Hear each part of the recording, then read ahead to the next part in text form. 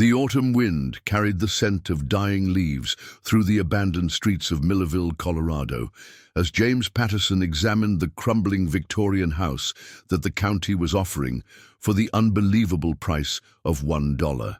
At 45 years old and recently divorced, James was looking for a fresh start, away from the painful memories of his failed marriage and the city life that had become unbearable after losing everything he thought mattered. "Mr. Patterson, I have to be honest with you," said County Clerk Harold Morrison, his weathered face showing the strain of trying to revive a dying town.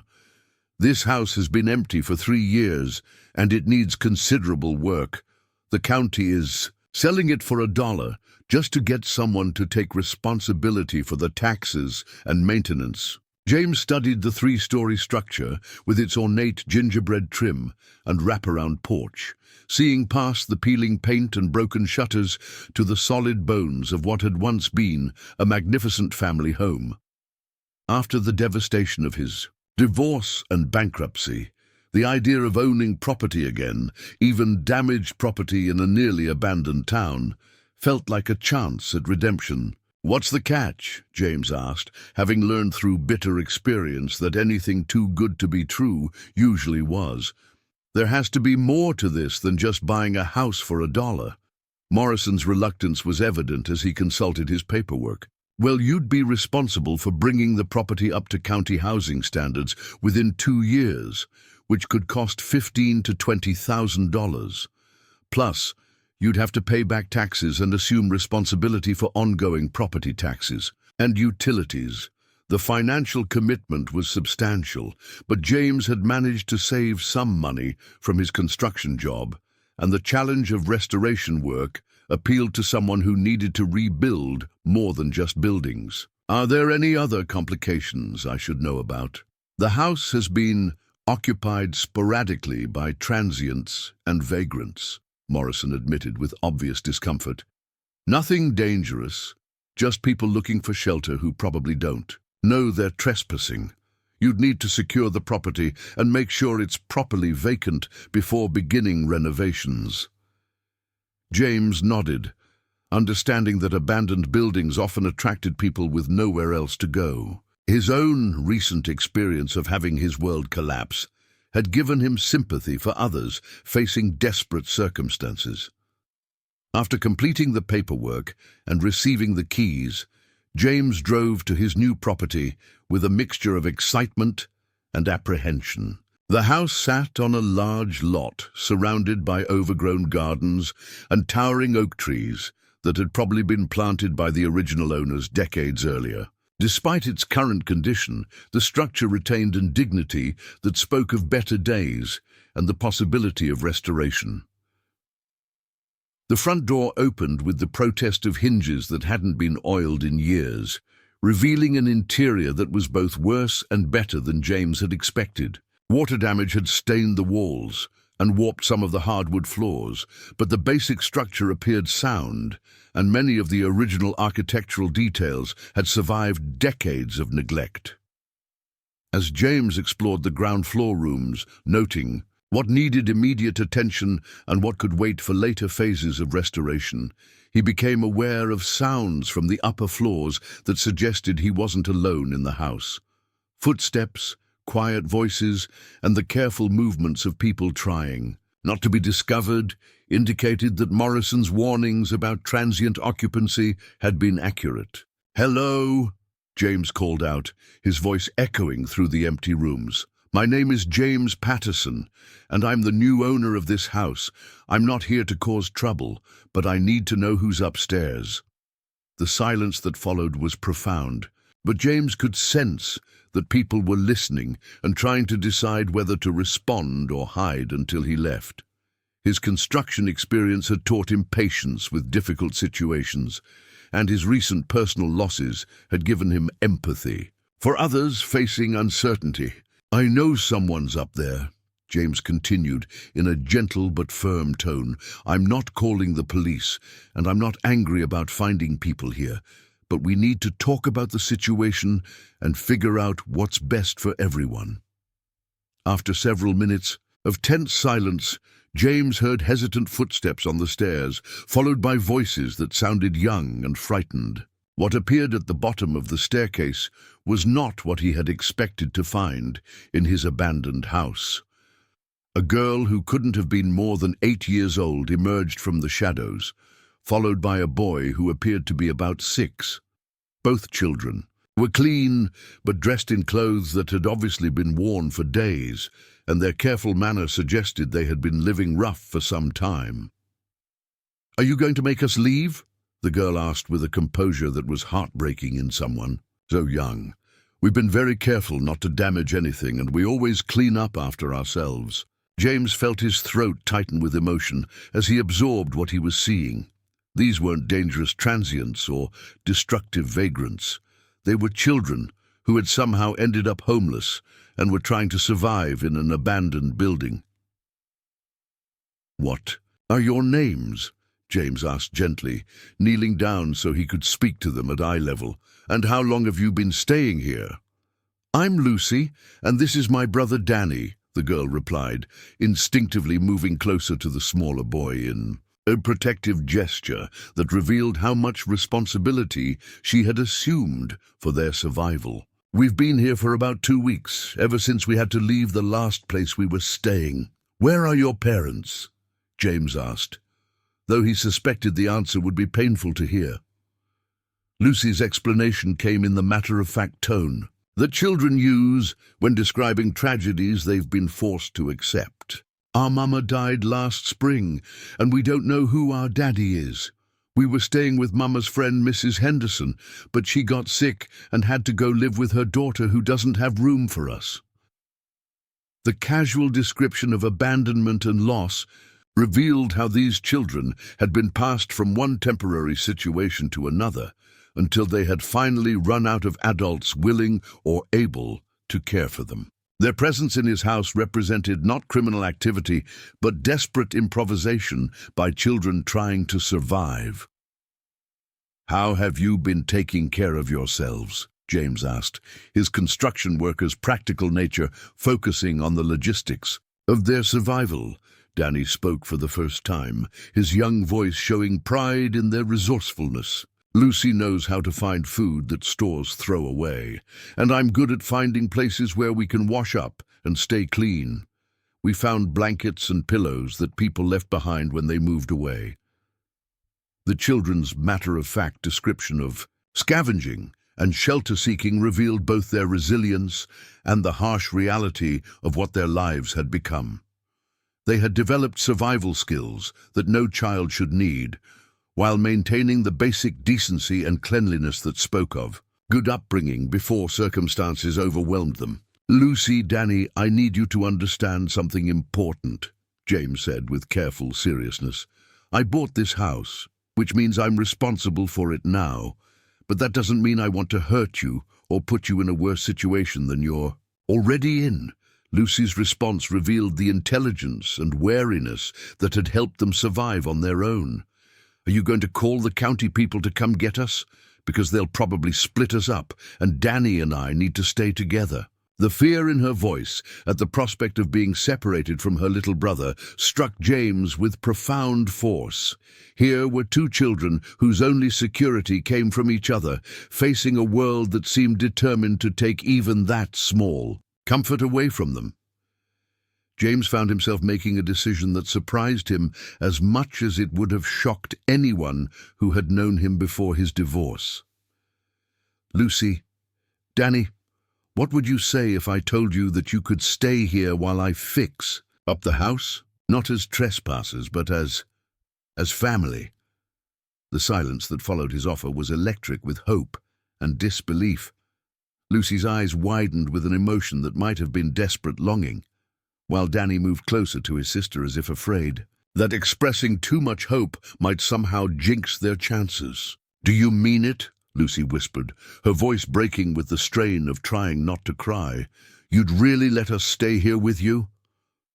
"More than that," James replied, feeling certainty grow even as he spoke words he hadn't planned to say. "I'd like to try being a family together, if you think you'd like to try having me as your dad." Danny's reaction was immediate and overwhelming. The little boy, who had been maintaining careful composure throughout their conversation, suddenly broke into tears of relief and joy, throwing his small arms around James's neck with the desperate gratitude of someone who had given up hope of ever feeling safe again. "Are you really going to be our new dad?" Danny asked through his tears, his voice muffled against James's shoulder. "Lucy and I have been praying for someone nice to want us." Lucy's response was more cautious, but equally emotional. "Mr. James, you don't even know us very well. What if we're too much trouble? Or what if you change your mind when you find out how much work it is to take care of kids?" James looked into her worried eyes and saw his own fears reflected back at him. He was a recently divorced man with no experience raising children, about to take responsibility for two orphaned kids who had been surviving on their own. It was possibly the most impractical decision he had ever made, and also the most right. "Lucy, I don't know much about being a dad," James admitted honestly. "But I know about working hard to fix things that are broken, and I know about not giving up when things get difficult. If you're willing to be patient with me while I learn, I promise to be patient with you while we figure out how to be a family." That evening, as they sat on the front porch, sharing a simple meal James had prepared on a camping stove, he began to understand that buying a house for $1 had led to the greatest bargain of his life. He had thought he was purchasing property to renovate, but instead he had discovered two children who needed exactly what he had to offer: stability, commitment, and the determination to rebuild something valuable from whatever materials were available. 2 months after James Patterson had transformed from a lonely divorced man into an instant father of two, the abandoned Victorian house was beginning to show signs of both physical restoration and the warmth that comes from being a genuine home. Lucy and Danny had proven to be not just grateful houseguests, but enthusiastic partners in the renovation work that was slowly bringing the old building back to life. "Dad, I think we should paint Lucy's room yellow like sunshine," Danny announced. One morning, as they worked together to repair the damaged plaster walls on the second floor. At 6 years old, he had embraced James as his father with the wholehearted trust that only children possess, calling him Dad from almost their first day together. James looked up from the wall he was patching, his heart still catching every. In time, Danny used that word. The easy acceptance with which both children had welcomed him into their lives had been both humbling and healing, filling spaces in his soul he hadn't realized were empty until they were suddenly occupied by small voices and constant questions. "That sounds like a great idea, Danny," James replied, ruffling the boy's hair with hands that were permanently stained with paint and plaster dust. "What color do you think we should paint your room?" "Blue like the sky," Danny replied without hesitation. "And maybe we could paint clouds on the ceiling so it looks like I'm sleeping outside, but still safe and warm." The innocent enthusiasm in Danny's voice revealed how much the security of having a real home meant to children who had been surviving day by day without knowing where they would sleep each night. James's decision to offer them permanence had unlocked their natural childhood wonder and creativity in ways that continued to amaze him.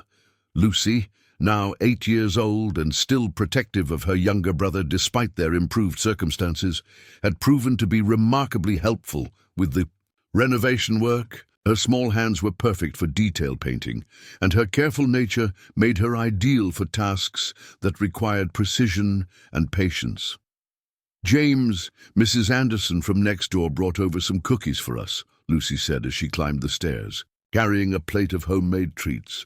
She said she was so happy to see children living in this house again.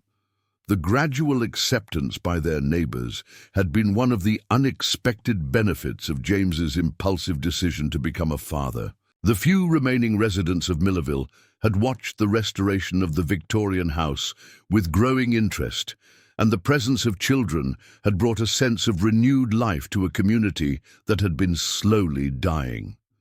"Mrs. Anderson has been very kind to us," James replied, accepting a cookie from the plate Lucy offered. "Did you remember to thank her and invite her to visit when we finished the living room?" "I did," Lucy confirmed, with the serious manner that characterized her approach to social responsibilities. "She said she'd love to see what we've done with the place, and she might know someone who has furniture we could use." The practical challenges of furnishing a house on a construction worker's budget had been complicated by James's sudden responsibility for 2 children. But the community's gradual involvement in their project had provided unexpected resources and support. People seemed to want to contribute to the restoration of both the house and the family that was growing within it. Their routine had evolved into a partnership that worked for all 3 of them. James handled the major construction work during the day, while the children attended the small local school. Then they all worked together on lighter tasks in the evenings and weekends.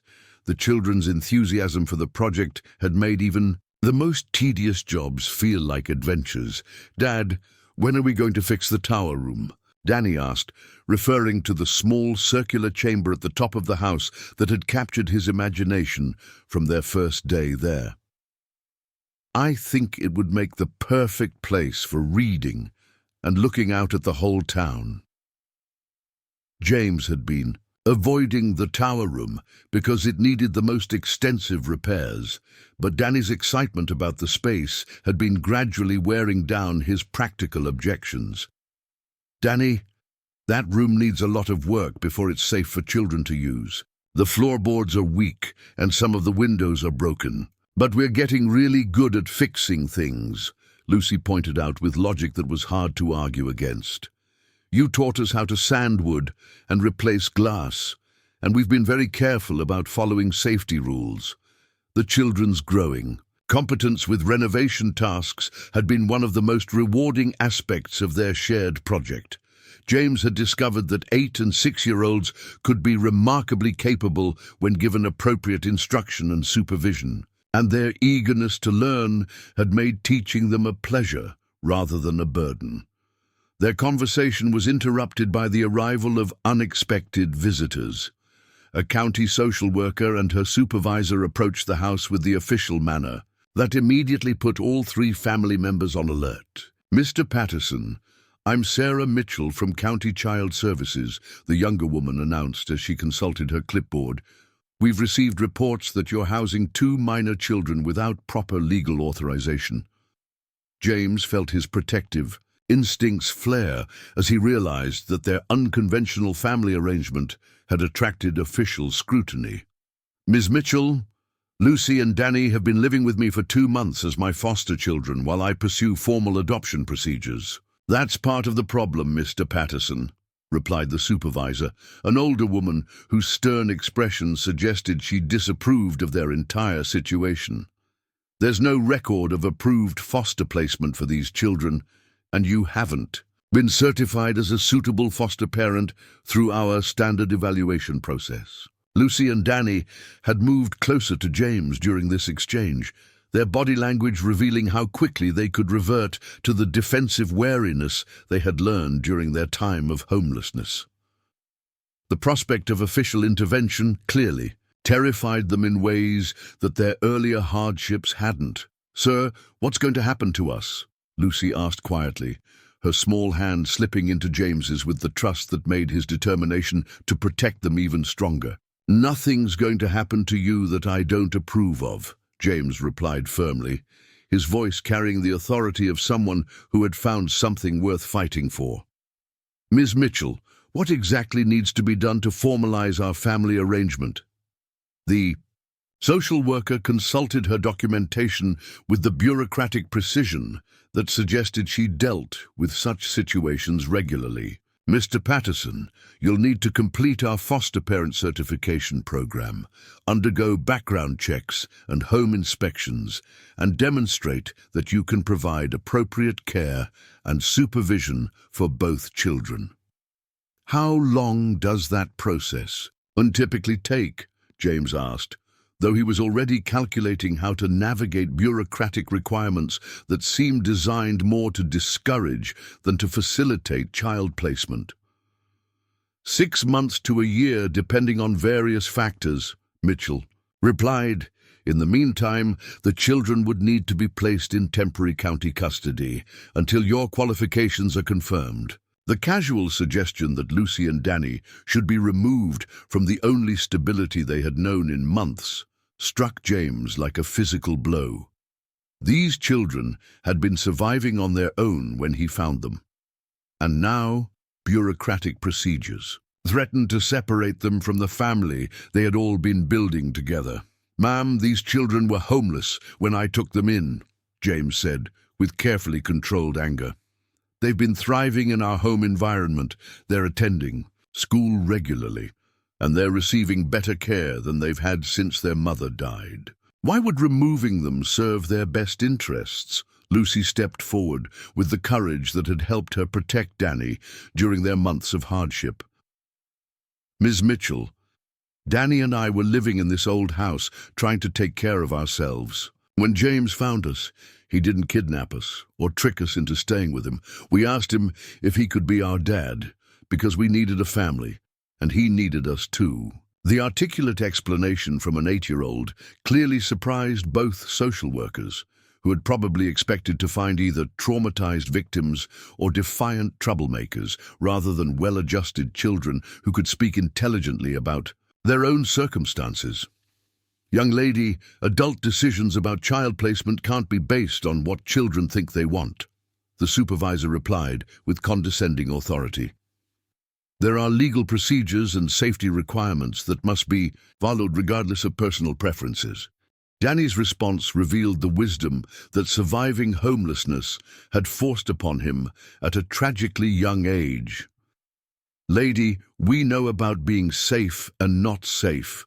Living in empty houses and not knowing where our next meal was coming from wasn't safe. Living here with Dad, having our own rooms and going to school and helping fix things, that's safe." The simple logic in Danny's explanation exposed the fundamental disconnect between bureaucratic procedures and actual child welfare.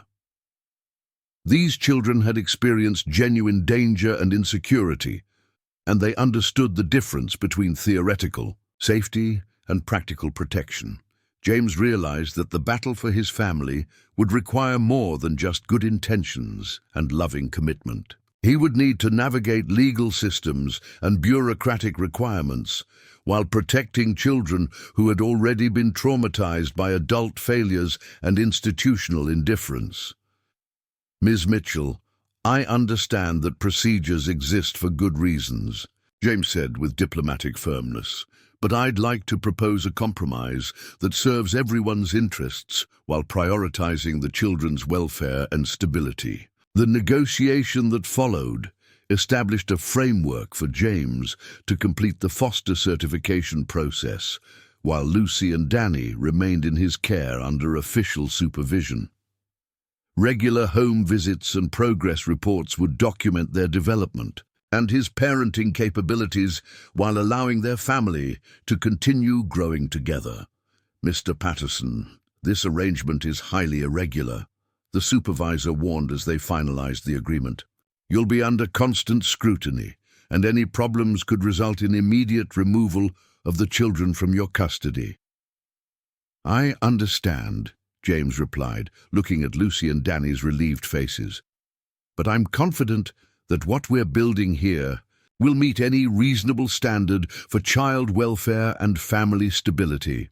That evening, as they worked together on sanding the woodwork in what would become the family room, James reflected on how his life had been transformed by a $1 house purchase that had led to the most valuable discovery of his life. "Dad, are the county people going to take us away?" Danny asked with the direct concern that characterized his approach to worrying situations. James's answer came from the heart of a man who had found his purpose in protecting and nurturing two children who had needed exactly what he had to offer. "Danny, as long as I have breath in my body, no one is going to separate our family. We're going to follow all their rules and pass all their tests, because what we have together is worth any amount of bureaucratic hassle." Lucy's smile was the first completely relaxed expression James had seen from her since the social worker's visit. "James, when you bought this house for $1, did you know you were also getting a family?" Will James successfully navigate the foster system to keep his family together? How will the community support their battle against bureaucracy? Subscribe to our channel to witness the incredible fight for a family that started with a dollar house and grew into something priceless. The spring of 1889 brought the final inspection that would determine whether James Patterson could officially adopt Lucy and Danny, the two orphaned children who had transformed his $1 house into a genuine home. 6 months of bureaucratic procedures, home visits, and evaluations had tested every aspect of their unconventional family. But the bond between them had only grown stronger through the challenges they had faced together. "Mr. Patterson, this final evaluation will determine whether the county approves your adoption petition," announced Judge William Hayes as he reviewed the thick file documenting James's journey from divorced loner to devoted father. "I have to say, this case has been quite remarkable in several respects." James sat in the courthouse with Lucy, now 9, and Danny, now 7, both children dressed in their best clothes and displaying the quiet confidence that had replaced their earlier wariness of adult authority. The past months had transformed them from homeless survivors into thriving students whose teachers praised their academic progress and social development. "Your Honor, we want Mr. Patterson to be our real dad," Lucy said with the articulate dignity that continued to impress every adult who encountered her. "He's taught us that families are built by people who choose to take care of each other, not just by people who are related by blood." Danny nodded enthusiastically, his natural exuberance tempered by the seriousness of the occasion. "Judge, Dad fixed our house and made it beautiful, but more important, he fixed our family by showing us what it means to have someone who won't give up on you." The children's testimony was supported by reports from teachers, neighbors, and social workers who had observed their development during the evaluation period. Every professional who had interacted with the family had concluded that James's unconventional approach to instant parenthood had produced remarkable results. "Mr. Patterson, the social services evaluation describes your parenting methods as innovative but highly effective," Judge Hayes noted, consulting the official documentation. "Can you explain what that means in practical terms?" James's answer revealed the philosophy that had guided his relationship with the children from their first meeting in the abandoned house. "Your Honor, when I found Lucy and Danny, they had already proven they could survive on their own through intelligence and mutual support. My job wasn't to control or reshape them, but to provide the stability and resources they needed to flourish." The restoration of the Victorian house had become a metaphor for the healing of their family. What had started as a practical project to make the building habitable had evolved into a collaborative effort that had taught all three of them valuable lessons about patience, planning, and the satisfaction of creating something beautiful through hard work. "The house renovation has been an incredible education for all of us," James continued. "Lucy has learned carpentry and electrical work, Danny has become an expert at plumbing repairs, and I've learned that children are capable of far more responsibility and contribution than most adults assume."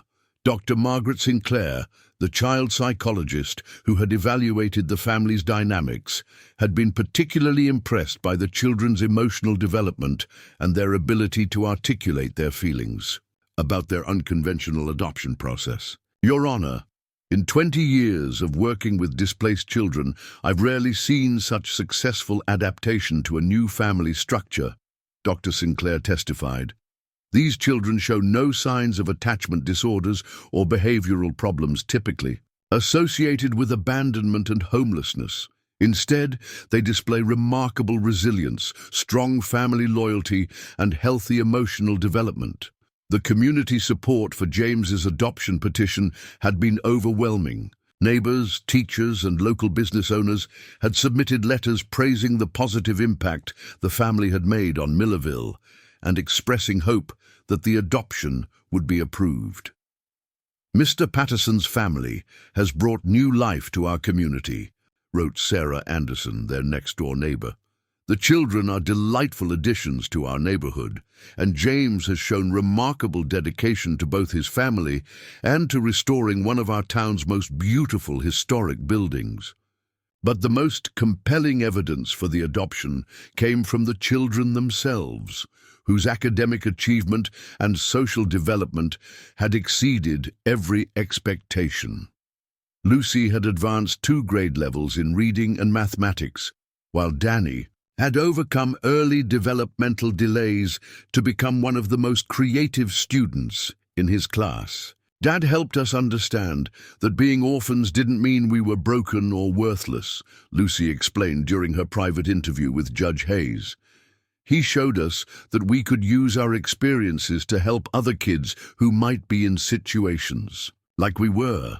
The children had indeed become advocates for other homeless and displaced children in their community, working with James to create an informal network that provided emergency shelter and support for young people who had nowhere else to turn. "We know what it feels like to be scared and alone," Danny added with wisdom that belied his 7 years.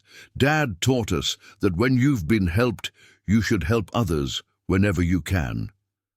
Their volunteer work had attracted attention from state child welfare officials who were studying their model as a potential approach to addressing homelessness among unaccompanied minors throughout the territory. "What the Patterson family has created," observed State Child Welfare Director John Morrison, "is proof that successful child placement doesn't always require traditional family structures or extensive bureaucratic oversight.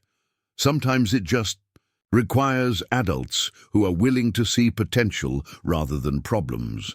Judge Hayes's decision was unanimous and enthusiastic. "Mr. Patterson, this court finds that you have provided exceptional care and guidance to these children under circumstances that would have challenged even experienced parents. Your petition for adoption is hereby granted with the court's highest recommendations." The courtroom erupted in applause from the dozen community members who had come to support the family, but the most meaningful response came from Lucy and Danny themselves. Both children burst into tears of joy and relief, finally understanding that their security was permanent and that no bureaucratic procedure could separate them from the man who had chosen to become their father.